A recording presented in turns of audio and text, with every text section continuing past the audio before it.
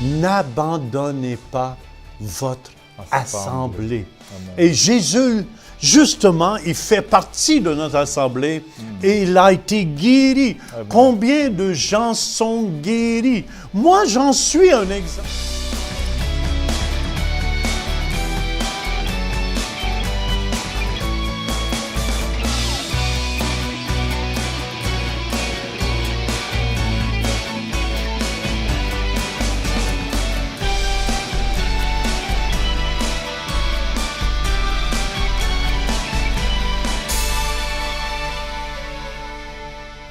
Quelle joie de vous avoir, Pasteur Denis. Amen. On a une émission excitante aujourd'hui.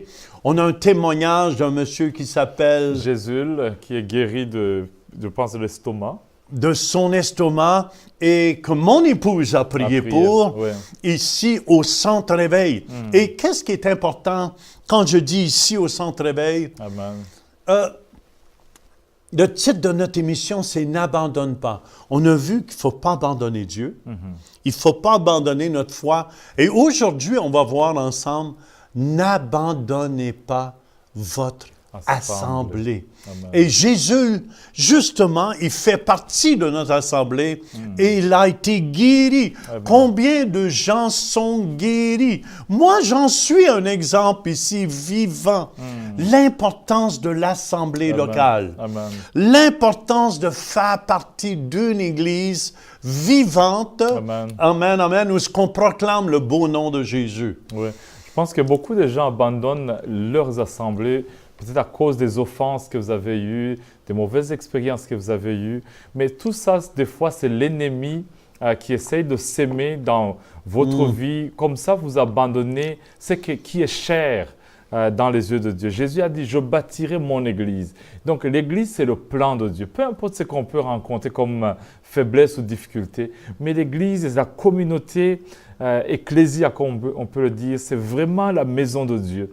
Et Jésus, dans son plan, jusqu'à son retour, ses yeux sont braqués sur l'Église, locale. Non, mais c'est bon. Puis aussi, on a besoin des uns des autres. On a besoin du corps de Christ. Amen. Mon petit doigt a besoin de ma main ici. Amen, pour qu'elle reste solidifiée après ma main. On a besoin de vous. On a besoin de vous. Et vous allez voir à travers de ce message-là, c'est important. N'abandonne pas. Peu importe qu'est-ce qui s'est produit, n'abandonne pas. C'est très important. On va aller écouter ensemble un message. Amen. La deuxième partie du message au Centre Réveil. Et aussi, on va revenir avec une guérison. Amen. Amen. D'une personne qui n'a pas abandonné, qui a été guérie. On écoute ensemble. La troisième chose que les gens abandonnent, puis écoutez-moi, c'est l'Église. Quelqu'un qui est blessé, où est-ce qu'il arrête d'aller? À l'Église. Ils m'ont blessé. Puis écoutez-moi, l'Église, je remercie le Seigneur pour l'Église. Paul nous dit dans Hébreux 10, 25, n'abandonnez pas notre assemblée, comme c'est la coutume de quelques-uns, mais exhortons-nous réciproquement, et cela d'autant plus que vous voyez s'approcher le jour. L'Église, c'est ici que j'ai reçu mon miracle. Il y en a ici, c'est ici que vous avez reçu votre emploi. Est-ce que Sonia est ici ce matin? Non, elle n'est pas ici ce matin, elle est en vacances. Il y en a, c'est ici. Émilie, c'est ici que tu as trouvé ton Roméo. Vrai ou faux? L'Église, c'est qu'est-ce qu'il y a de plus important? Mathilde, c'est ici que tu as eu ton miracle.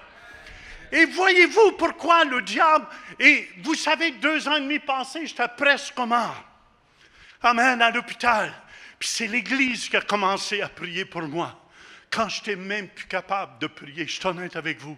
Quand mon médecin me regardait, puis était découragé, puis il dit, je ne sais plus quoi faire avec toi. Amen. C'est l'Église, Madeleine, ma petite femme, et toute l'équipe d'intercession.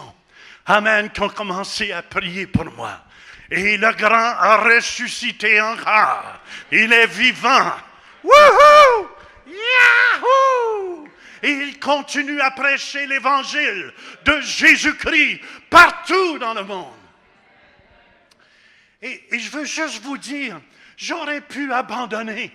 Pourquoi ça m'arrive à moi? Je ne le mérite pas. Mais on vit dans un monde pollué. Êtes-vous d'accord avec moi? Amen. Peut-être ce midi, il y en a, vous ne savez même pas que vous allez aller manger du cancer. Puis je n'encourage pas les gens à manger du cancer, écoutez bien. Mais on ne sait pas qu'est-ce qu'on mange. On ne sait pas la pourriture qu'il y a dans la nourriture. Tout le chimique qu'ils mettent dedans. Et absolument tout. Et je veux juste vous encourager. Amen. À l'Église, on apprend aussi à bien manger. C'est pour ça que Psaume 92 au verset 13 nous dit « Planté dans la maison de l'Éternel, il prospère dans les parvis de notre Dieu. » Voyez-vous pourquoi le diable, la première chose qui fait abandonner, écoutez bien ce que je dis ici, c'est la vérité. Et s'il y en a qui nous écoutent par le biais de la radio 92.7 FM, croyez-le, je ne dis pas ça pour vous condamner. Mais le diable, la première chose qu'il fait, il sort les gens de l'Église. Puis je ne vous dis pas que ces gens-là ne sont pas sauvés. Ce n'est pas ça, je dis. Mais ils se retrouvent tout seuls. Ils n'auront pas l'évangéliste Luc Dumont, qui est venu la semaine passée, avoir une injection. Ils n'auront pas notre frère Moussa Koné. Amen, avoir l'injection que vous avez eue. Puis écoutez-moi, parce que c'est important. Éphésiens 4, 11 à 15 nous dit, écoutez attentivement, il a donné les uns comme apôtres. Moi, je viens comme un apôtre, un papa ici ce matin. Amen, vous dire, hey, n'abandonnez pas, n'abandonnez pas. Les uns comme apôtres, les autres comme prophètes. Il y en a qui s'élèvent comme prophètes ici dans l'Église. Et des fois, tu as besoin d'avoir une prophétie qui est à point. Vrai ou faux? Les autres comme évangélistes. On a notre Jean-Claude Macaca ce matin qui est à prêcher dans une autre église. Des autres comme pasteurs et docteurs. Docteur Dennis Nkouti. Ma femme, c'est une enseignante aussi extraordinaire. Et écoutez bien, je ne dis pas ça, mais si tu t'en vas tout seul dans ton coin, tu sèches à la longue. Tu sèches à la longue. C'est pour ça que Dieu compare son corps, amen, à son corps. On a besoin de chacune de ces parties-là. Pourquoi qu'il a donné ces 5 ministères-là? Pour le perfectionnement des saints, en vue de l'œuvre du ministère et de l'édification du corps de Christ. Est-ce qu'il y en a qui se font édifier ici ce matin? Amen, amen, amen. Voyez-vous, moi je viens, un autre va venir, il y en a d'autres qui vont aimer mieux l'évangéliste. Ah! Quand il crie, j'aime tellement ça. Amen. Il y en a d'autres qui disent, oh non, moi j'aime pas ça quand ça crie, j'aime mieux l'enseignement. Oh, j'aime mieux la femme à Jean Turpin. Mon Dieu, qu'elle enseigne bien. Mon Dieu, elle est rendue qu'elle se vante quand elle enseigne. Merci.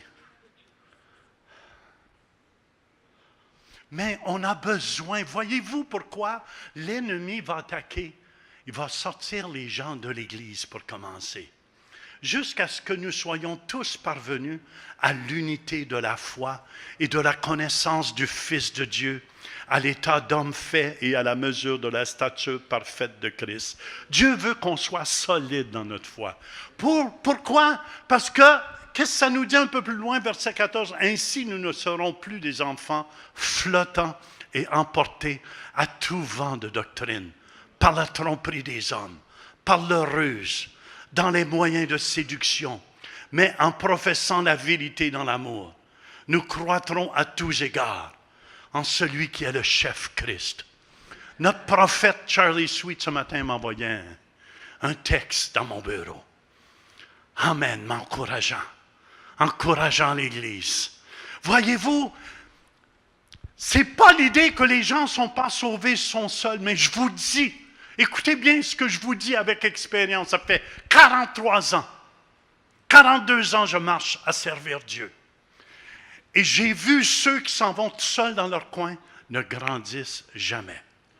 Tu rencontres 10 ans après ou 20 ans après, c'est soit j'ai été offensé.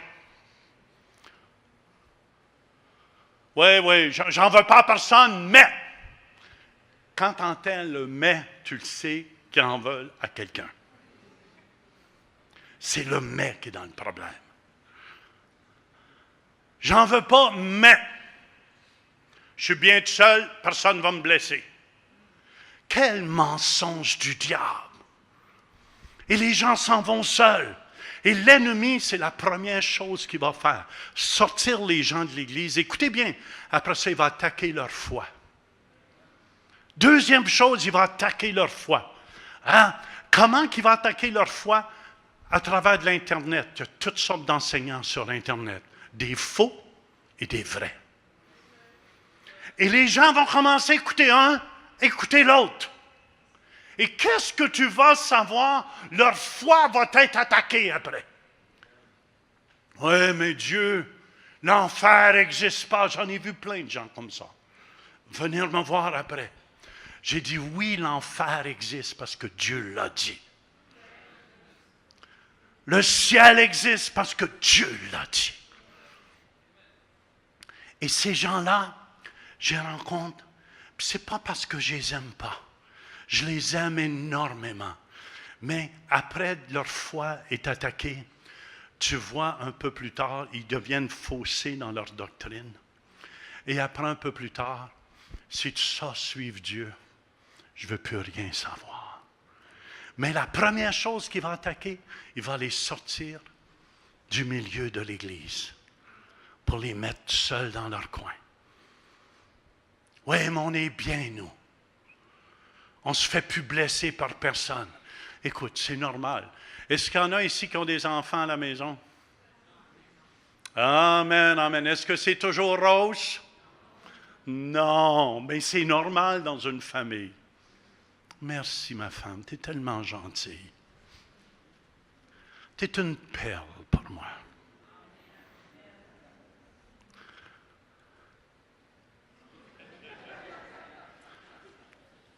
OK, il faut que je continue parce que je veux que vous compreniez quelque chose ici. La Bible, n'abandonnez donc pas votre assurance. Et l'assurance, c'est quoi? Le psaume 37 au verset 23 nous dit « Quand la conduite d'un homme lui plaît, le Seigneur lui donne d'avancer avec assurance dans la vie. » Quand quelqu'un marche avec assurance, écoutez-moi, c'est parce qu'il a confiance en Dieu. Il a sa foi branchée sur Dieu. Amen. Quand j'ai été à Madagascar, hallelujah, j'avais ma foi branchée sur Dieu. Vous vous souvenez, j'ai dit, on va voir plein de guérisons, plein de miracles. Vrai ou faux? Puis écoutez bien, si je vous dis ça, parce que j'ai une raison en arrière. J'ai une raison en arrière. OK, la foi est une ferme assurance, Hébreux 11.1, une ferme assurance des choses qu'on espère. J'espérais de voir des miracles là-bas. Est-ce que vous me suivez? Je voyais les malades guéris. Est-ce qu'on a vu les malades guéris? Plein! Amen, j'attends les témoignages, sont supposés de m'envoyer encore les vidéos. J'attends toujours. Mais même le pasteur a dit, je n'ai jamais vu tant de miracles de ma vie. Mais écoutez-moi, où je m'appuie pour avoir des miracles? Sur la parole de Dieu, par ses meurtrissures, je suis guéri. Écoutez bien, c'est ça, c'est important si vous voulez avoir un miracle. Hébreux 10, 23 nous dit, retenons fermement la profession de notre espérance, car celui qui a fait la promesse est fidèle. Retenons fermement la profession de notre espérance. Continue à confesser ta guérison. Continue à confesser ta future femme. Continue à confesser ton futur mari.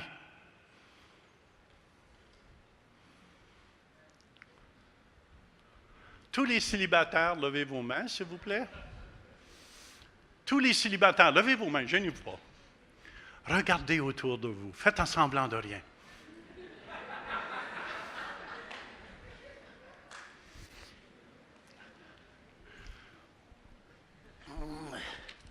Continuez à la confesser. Ma femme l'a confessé. Je vais avoir un beau jeune homme, 6 pieds 2, les yeux bleus, qui est donc merveilleux. Elle l'a confessé.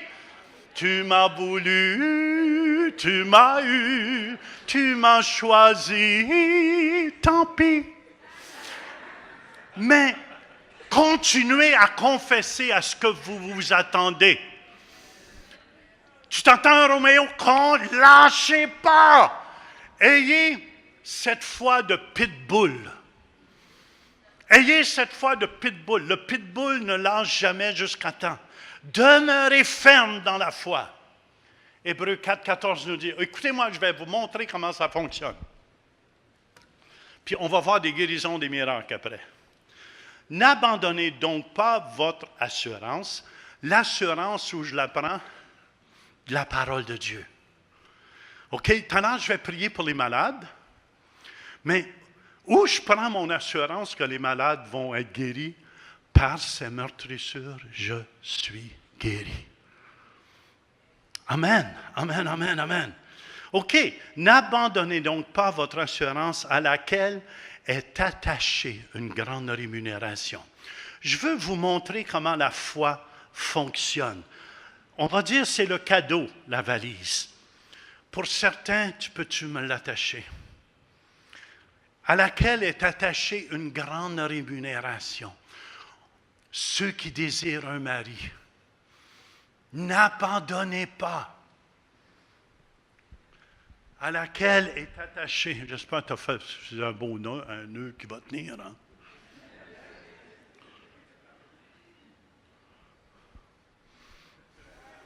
À laquelle est attachée, ça c'est la rétribution. Un exemple, vous cherchez un mari? Alléluia, Seigneur. Oups. Amen. Mais écoutez bien, vous devez être patient. Et beaucoup, si vous abandonnez la foi, c'est comme ça fonctionne. Tu es attaché à ce que tu veux. Tu as besoin d'un miracle, tu l'amènes. Tu l'amènes. Tu l'amènes. Tu l'amènes. Seigneur, je te remercie. J'ai besoin d'un dos nouveau. Est-ce qu'il y en a qui ont besoin d'un dos nouveau? Prépare-toi, toi. Prépare-toi ce matin. Dos nouveau. Tu lâches pas. Il ne faut pas t'abandonner. Quand tu abandonnes, il n'y a plus rien qui se passe. Et l'ennemi ne veut pas que vous tenez ferme. Je vous dis, il y en a, vous manquez votre miracle. Seigneur, je te remercie pour mon nouveau dos. Je te remercie, Jésus. Je ne lâche pas. Oui, mais Jean, j'ai fait prier pour moi 2 fois. Fais prier 3 fois. J'ai fait prier 3 fois. Fais prier 4 fois. Ayez cette foi. Cette foi. Et beaucoup sont rendus. Ils ont le miracle. Oui, mais je fais 5 ans, j'essaie. Je lâche, moi. C'est ça, servir Dieu. Le miracle était là.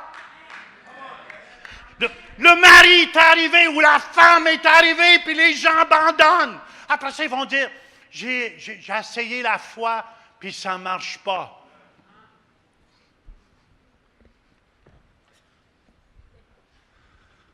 Mais Seigneur, je te remercie pour ma Juliette. Y a-t-il des hommes qui ne sont pas mariés? Levez vos mains. Amen. Je te remercie pour ma Juliette. Oh, je te remercie. Ça fait 4 ans, j'attends. La voilà!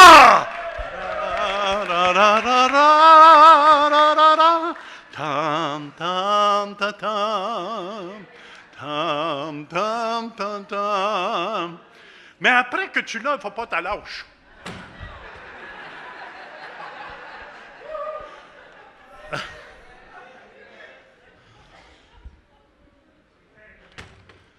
Si ça l'arrive, c'est là que vous devez aller voir le psychologue. Il va vous aider comment la ramasser. Mais c'est la même chose. Si vous avez besoin d'un miracle, amen, amen, amen. Vous savez, il y a un verset, je sais, vous n'êtes pas habitué de l'entendre comme ça. Matthieu 16, 19, il dit, je te donnerai les clés du royaume des cieux. Ce que tu lieras sur la terre sera lié dans les cieux. Amen, amen. Je lis ma guérison. Amen. J'attache ma guérison et je ne lâche pas. Ma foi tient ferme. Amen. Je ne l'ai pas vu se manifester encore. Mais que ça tombe pas. Tempête, pas tempête. Elle rentre. Et voilà mon prix. Amen, amen, que j'ai reçu.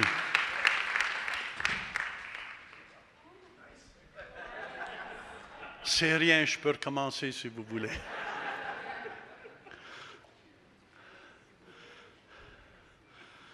N'abandonnez donc pas votre assurance. Pourquoi vous croyez? N'abandonnez pas. Vous savez, c'est ça que j'ai aimé du jeune. J'en ai parlé du jeune qui joue au tennis, qui était écrit sur son poignet. N'arrêtez pas de lutter. Si les païens comprennent ces principes-là, amen, c'est pour ça que je dis souvent à Jonathan, puis tous mes jeunes ici, c'est facile d'être en feu au début, mais je veux vous voir en feu après 50 ans que vous marchez avec Dieu, après 60 ans que vous marchez avec Dieu. Amen, amen, amen. On n'abandonne pas. Peu importe beau temps, mauvais temps. N'abandonnez pas. Et je vous dis, vous allez voir votre rétribution. Ça veut dire, vous allez voir votre récompense. Yahoo! Jean-Clain, ministre Jean-Clain, lâche pas. Tu vas voir, c'est plein de poissons. Tu vas voir ta pêche miraculeuse arriver un jour. Je sais que tu marches par la foi, puis ça fait longtemps que tu marches par la foi, puis tu es très patient pour attendre ta pêche miraculeuse. Mais je te le dis qu'elle s'en vient, qu'elle s'en vient. Il va arriver à l'église, pas avec un portrait qu'un autre a pris, mais avec un portrait, voyez ce que j'ai pris. Amen. J'ai cru, j'ai tenu fait, et j'ai eu ce que j'ai eu. Alléluia. La même chose pour votre miracle ce matin. Démissionnez pas. La seule façon vous pouvez l'avoir, votre foi, c'est la corde qui tire le miracle. Amen. Et plus votre foi est forte, plus le miracle rentre vite. Le moins qu'elle est forte, découragez-vous pas. Ça rentre tranquillement. Il y a des choses que j'ai entendues très longtemps. Émilie a attendu très longtemps avant de se faire demander en mariage. Mais finalement, le jour est arrivé. Wouhou! Émilie va se marier bientôt. Émilie, sois honnête. Combien d'années tu as attendu? 10 ans? 12 ans! 12 ans, elle a tenu le câble.